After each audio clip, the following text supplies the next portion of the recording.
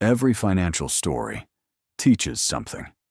Today's story begins with Nora Kaplan.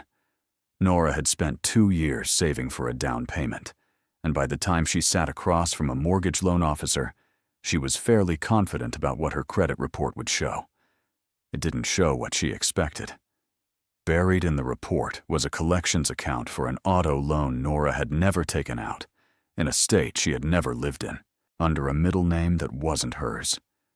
The loan officer explained gently that this alone could affect her interest rate, or her approval entirely.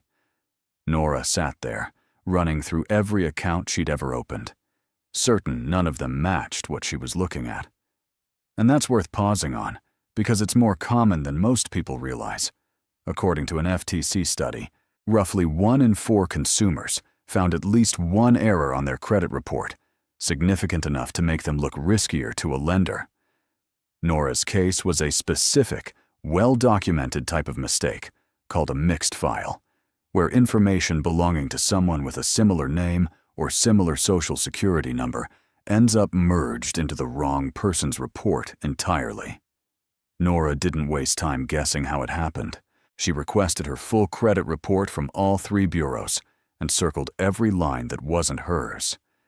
She wrote a formal dispute letter to each credit bureau reporting the account, and a separate one to the lender that had originally furnished the incorrect information, explaining clearly what was wrong and why, and including copies, never originals, of anything that supported her case.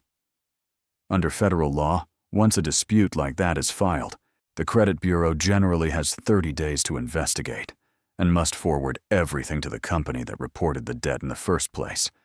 If that company can't verify the information actually belongs to Nora, it has to be removed, and every bureau that received the bad information has to be notified of the correction. Nora sent her letters by certified mail, so she'd have proof they were received, and kept copies of everything. Within a few weeks, 1 bureau removed the account. The other 2 followed shortly after, once the original lender confirmed the debt genuinely belonged to someone else entirely. Her mortgage moved forward at the rate she'd actually earned.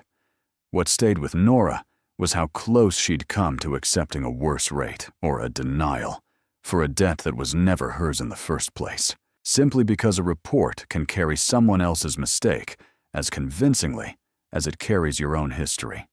A credit report is not automatically accurate just because it looks official. It's a document compiled by companies, and documents made by companies can be wrong. Financial protection rarely begins with money. It begins with knowledge. I'm Daniel Brooks. This is American Financial Stories. Knowledge is your first line of financial protection.